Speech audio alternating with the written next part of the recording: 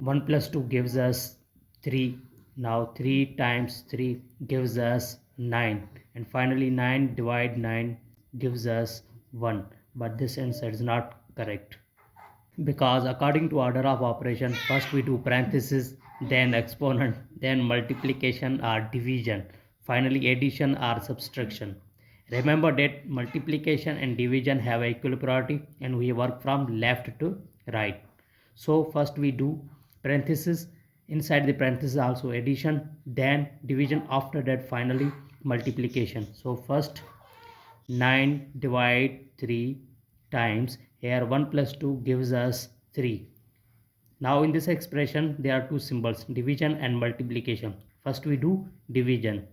9 divide 3 times 3, so gives us 9 upon 3, here cancel to 3, and finally 3 times 3 gives us 9.